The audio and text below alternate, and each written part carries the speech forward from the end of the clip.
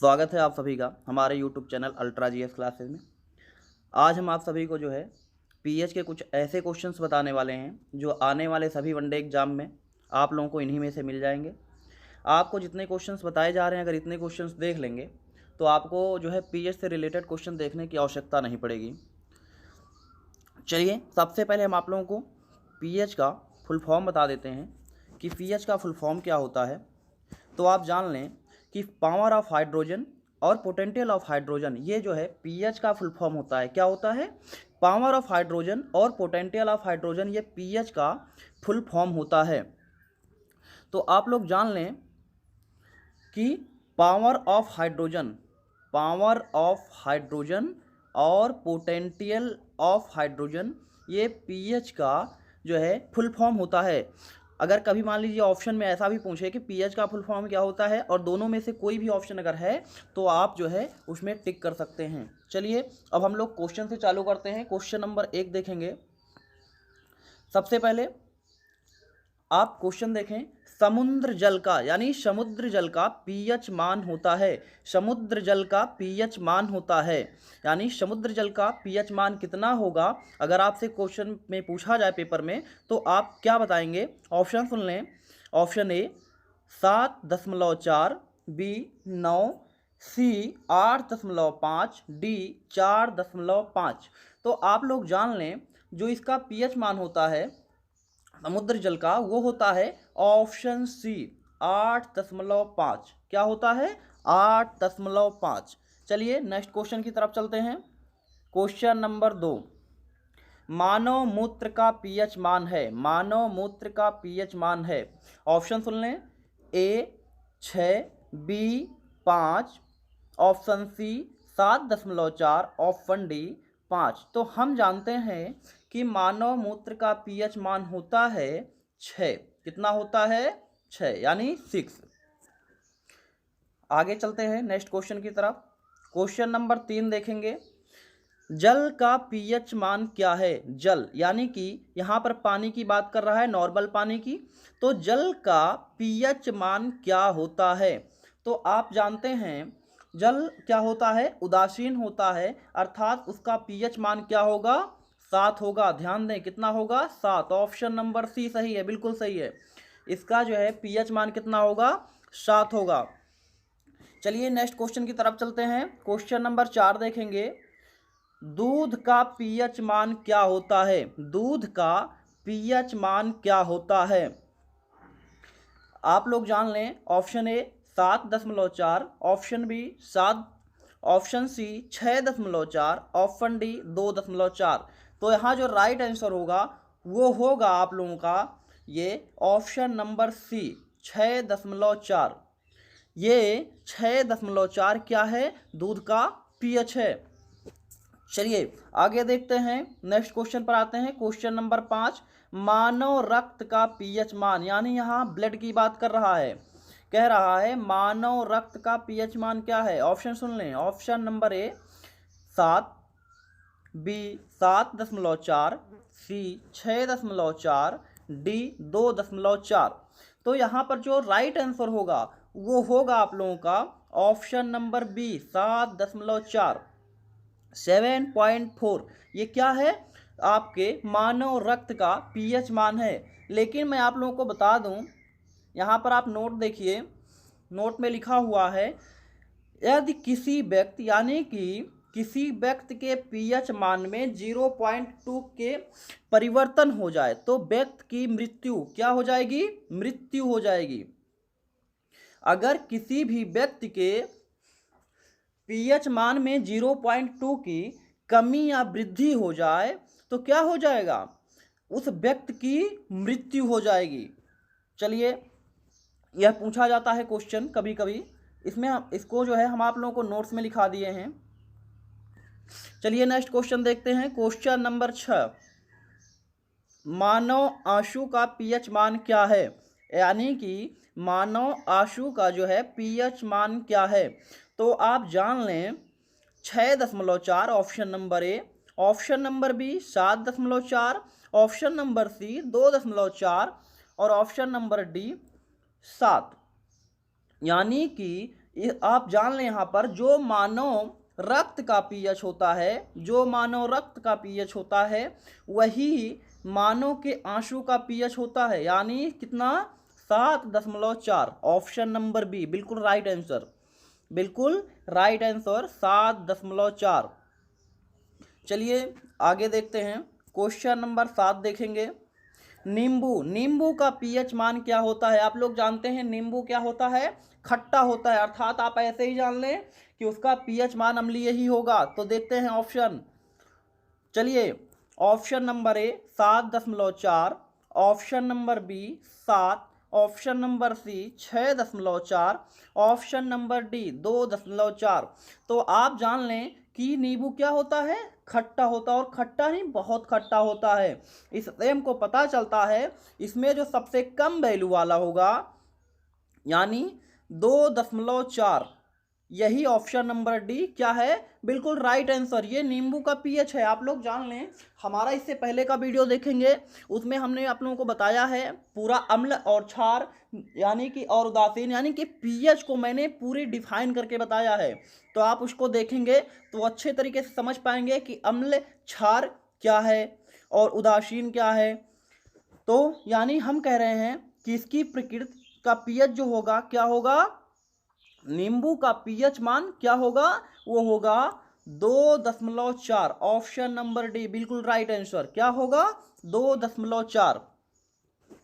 चलिए इसके बाद देखेंगे सिरके का पीएच मान क्या होता है, सिरके का पीएच मान क्या होता है। ऑप्शन सुन लें, option number A 3, option number B 7, option number C 7.4, option number D 6। तो आप जानते हैं कि सिरका क्या होता है, सिरका भी आपका खट्टा ही होता है। तो यानी कि जब वह खट्टा होगा, अम्लीय होगा, तो इसका भी पीएच मान अम्लीय की तरफ जाएगा, 7 से नीचे जाएगा।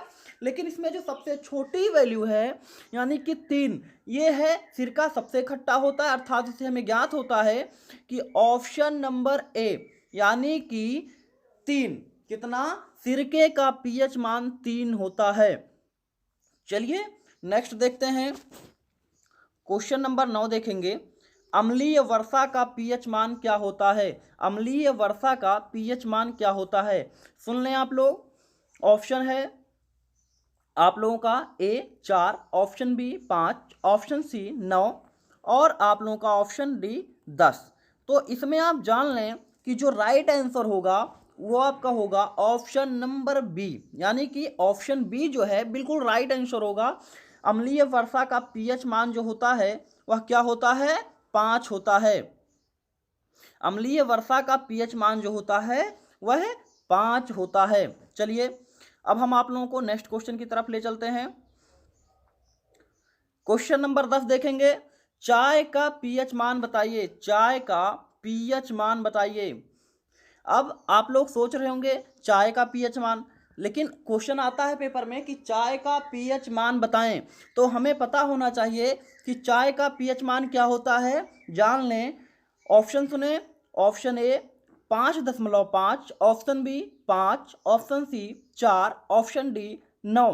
तो हमारे कहने का मतलब है, ऑप्शन को ध्यान से सुने, ना ही चाय जो है आपका क्षारीय होता है और ना ही बहुत खट्टा होता है। कहने का मतलब वो है यानी कि मिडिल में होता है। तो इससे हम ज्ञात कर सकते हैं जो ऑप्शन है हो सकता है, यानी कि इसका जो राइट आंसर होगा वो होगा ऑप्शन नंबर ए, यानी कि ऑप्शन ए बिल्कुल राइट आंसर होगा 5.5, 5.5 ये आपके चाय का पीएच होता है, चाय का पीएच होता है। यानी इससे हम कह सकते हैं कि चाय जो है हल्का अम्लीय होता है, किसका, हल्के अम्लीय प्रवृत्ति का होता है। चलिए नेक्स्ट क्वेश्चन की तरफ चलते हैं आप लोगों को लेकर के। आप लोग देखें क्वेश्चन नंबर 11, क्वेश्चन नंबर 11 देखिए। कॉफ़ी, चाय अभी आपने चाय के बारे में जाना, अब आप जाने कॉफ़ी, कॉफ़ी का पीएच मान बताओ।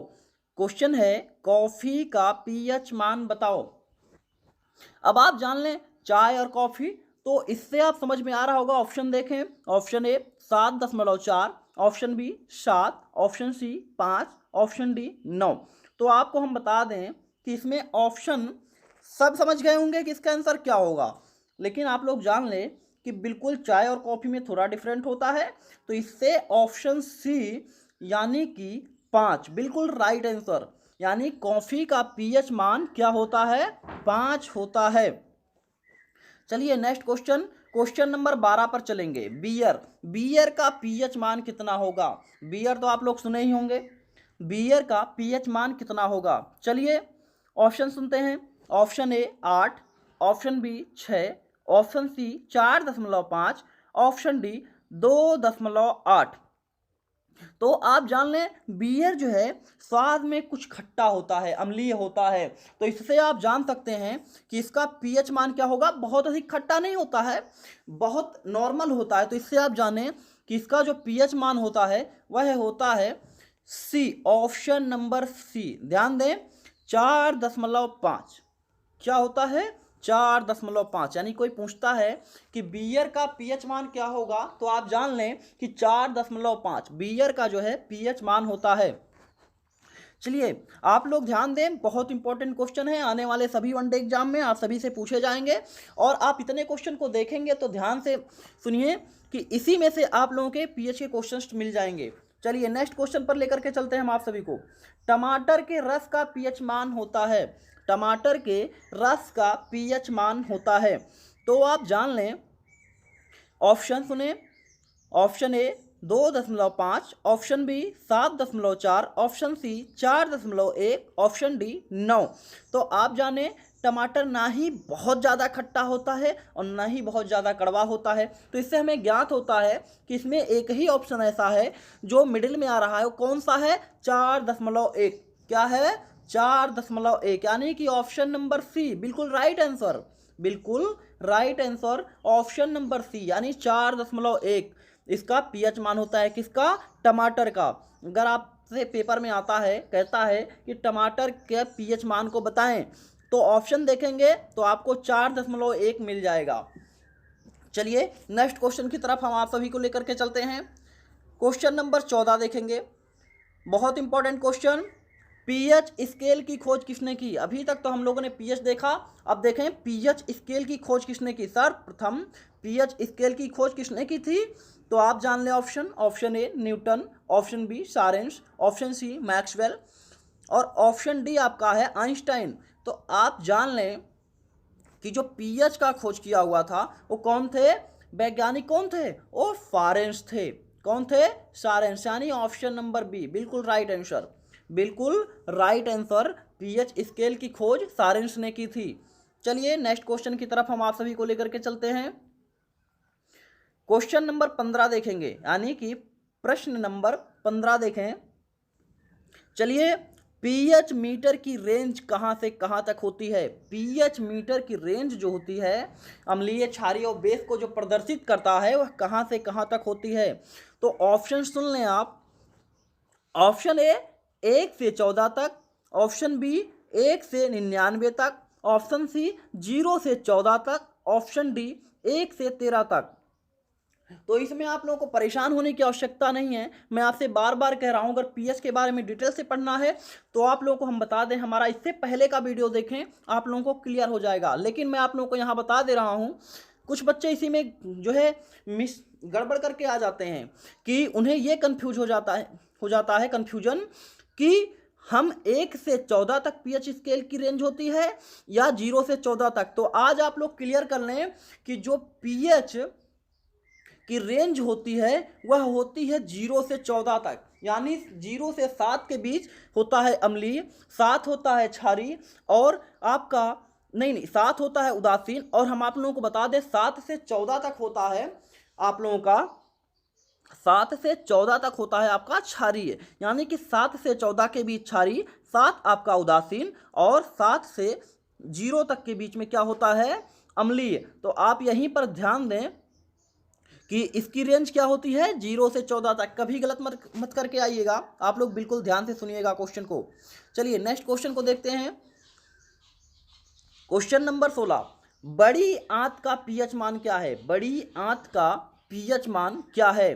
तो आप लोग ध्यान से सुने option. Option A 6, option B 5.4, option C 3, option D 9। तो मैं आप लोगों को बता दूं जो बड़ी आंत का पीएच मान होता है वह होता है बी, यानी कि 5.4। ऑप्शन नंबर बी बिल्कुल राइट आंसर, 5.4। बड़ी आंत का पीएच मान क्या होता है? 5.4। चलिए हम आप सभी को अगले क्वेश्चन की तरफ लेकर के चलते हैं। क्वेश्चन नंबर 17 देखें। संतरे का पीएच मान क्या होता है? संतरे का पीएच मान क्या होता है? संतरा तो सभी लोग खाए होंगे, पता होगा कैसा होता है स्वाद में। चलिए ऑप्शन सुनते हैं। Option A 5, option B 9, option C 11, option D 3.7। तो हमें पता है संतरा जो है खट्टा होता है भाई। इससे आप लोगों को ज्ञात है कि इसका जो पीएच होगा वह क्या होगा? अम्लीय ही होगा। तो अम्लीय में थोड़ा ज़्यादा अम्लीय होगा क्योंकि खट्टा काफ़ी होता है। तो इससे हमें ज्ञात है ऑप्शन डी बिल्कुल राइट आंसर हो जाएगा। ध्यान दें, ऑप्शन डी बिल्कुल राइट आंसर हो जाएगा। कितना? 3.7 यानी 3.7 संतरे का पीएच मान होता है। बिल्कुल एकदम माइंड में बैठा लें, क्योंकि इन्हीं सब क्वेश्चनों में से आप लोगों को अगले जो है वनडे एग्जाम में पूछे जाने वाले हैं। इससे हट के पीएस से क्वेश्चंस नहीं आएंगे, आप बिल्कुल परेशान ना हो। चलिए लास्ट और 18वां क्वेश्चन देखते हैं, सबसे अंतिम, यानी कि सांद्र सल्फ्यूरिक अम्ल। सांद्र सल्फ्यूरिक अम्ल का पीएच क्या होगा? पीएच क्या होगा? यानी ध्यान दें, H2SO4 का पीएच क्या होगा? तो मैं आप लोगों को बता दूं, ऑप्शन सुन लीजिए। Option A 3, option B 10, option C 1, option D 8। तो आप लोगों को मैं बता दूं कि इसका जो राइट आंसर होगा, आप लोग जानते हैं H2SO4 यानी कि सांद्र सल्फ्यूरिक अम्ल।